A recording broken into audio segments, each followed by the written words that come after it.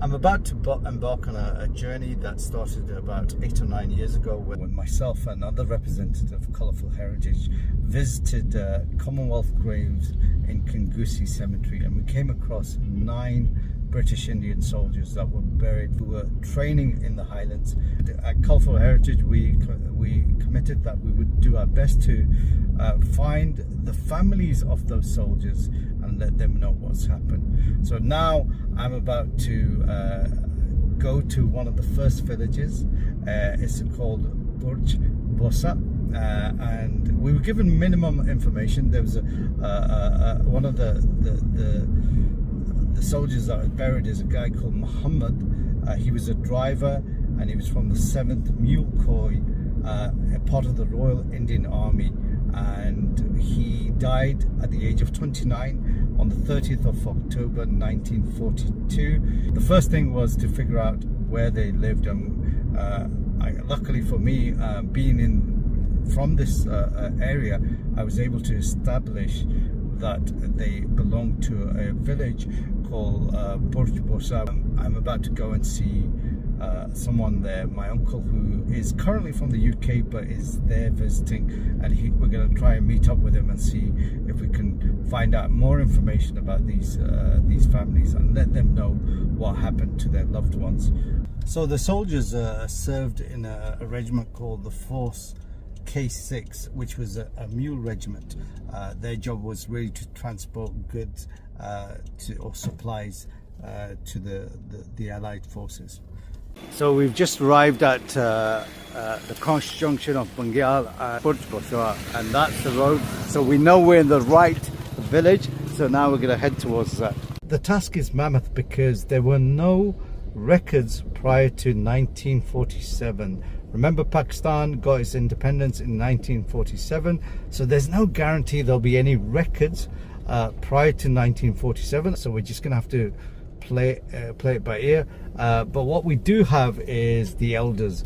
We obviously, in the local villages here, there's a strong family tie. They know their history. They know, you know, who was the son of such and such.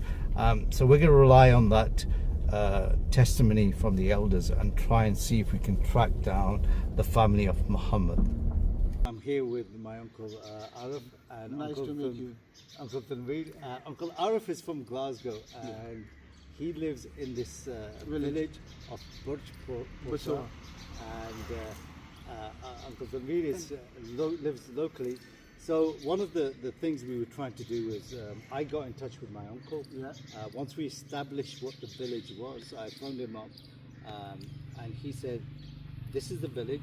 So Uncle, we can inquire it. Yeah, and so I asked you to find out. Yes, the soldier's name was Muhammad. Muhammad, yeah. He was the son of Ahmed, Ahmed, and yeah. he was the husband of Fazl Begum. Fazl Begum, yeah. So what have you established so far? आपको क्या मालूम We try to find out, ask the boys, ask the older people, and they said yes, he was in our village. अच्छा अच्छा. And we was fighting for the job, and he never came.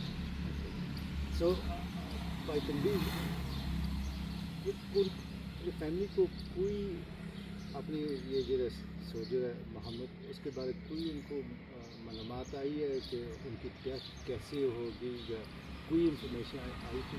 जी देखें, जब वो यहाँ से गए थे, जो हमने अपने बड़ों से सुने, क्योंकि वो तो 42 में उनका वहाँ पे डेथ हो 82 years. Yes. तकरीबन वो 31 अक्टूबर को तो उन 2 हफ्ते से तकरीबन 82 साल 82 years, yes. तो हम लोग यही सुनते थे अपने बड़ों से कि जी वो यहाँ से गए थे, ब्रिटिश आर्मी में भर्ती हुए थे वो, और वो ब्रिटिश के लिए वहाँ पे जंग लड़ने के लिए गए थे, इंग्लैंड गए थे, और उन्होंने अपनी जान गंवा दी, और उन्होंने वहाँ पे जो है वो ब्रिटिश आर्मी की तरफ से लड़ते हुए वहाँ पे वो उनका इंतकाल हो गया, शहीद हो गए वहाँ पर। उसके बाद से उनकी कोई खबर हमें नहीं मिली, यहाँ कोई पता नहीं, कुछ भी नहीं हमें पता चला। ये पता चला उस ज़माने में इतना इंफॉर्मेशन नहीं थी, मीडिया नहीं था, कोई कम्युनिकेशन नहीं थी। यही सुना था कि वो उनकी गाड़ी उल्ट गई है और उसमें उनकी डेथ हो गई, इंजरी की वजह से डेथ हो गई। So that's interesting. What my uncle just said is they had very little information about what happened to the soldiers. The soldier Muhammad, all they knew is he was recruited in the British Army. He was sent to the war, and the only thing they found out through someone else who visited them many years later that he had died due to a lorry overturning, and he had died. And that's very quite serious injury.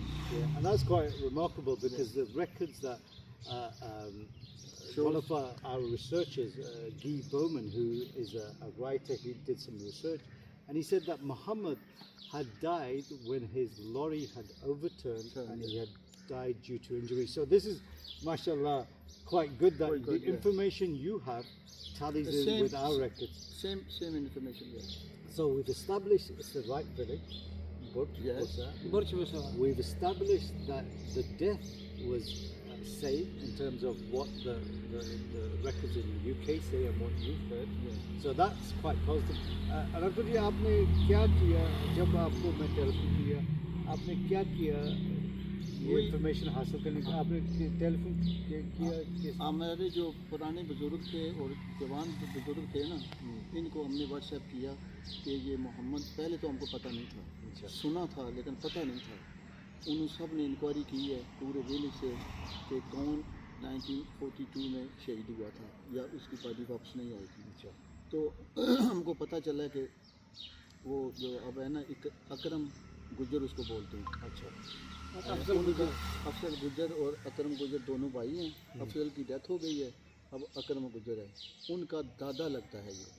अच्छा जी, तो वो क्योंकि अभी दादा का भाई दादा ही हुआ ना। लेकिन उन ये मोहम्मद के ज़ाहिर है इसकी शादी हुई फजल बेगम, लेकिन इनकी उनका कोई औलाद नहीं थी। अच्छा, उनकी कब्र यहाँ पे मौजूद है हमारे गांव में। उनकी जो वाइफ थी फजल बेगम, उनकी कब्र यहाँ पर मौजूद है इस गांव के अंदर। अच्छा जी हाँ, ये हम इवन देख सकते हैं। ये उनके घर भी आपको पता मालूम होगा उनकी family. Let's go their home and talk to them and ask them more information. Okay, so just to recap, what my uncle did is he phoned the elders. They recalled someone in 1942 that someone had been killed. It belonged to a particular family. Muhammad himself was married to Fazl. He had no children, but they traced the fact that he had a brother and his brother's family's here. Yeah. And we've got Fazl Begum's grave here as well. And hopefully we'll try and do that. And now we're going to try and meet the family and take it from there. Yeah, inshallah. Let's go. So what we're having to do is we're having to take the motorcycle because where they live, the family cars can't go there. So I've got my uncle who helped spearhead this. So the journey involves navigating through buffaloes just to get there. But that's, the first part of the challenge. We're back in rural Pakistan. This is where it all started. This is a trip that is being planned with Colourful Heritage. I'm a Colourful Heritage volunteer representative. So hopefully we'll get some conclusion.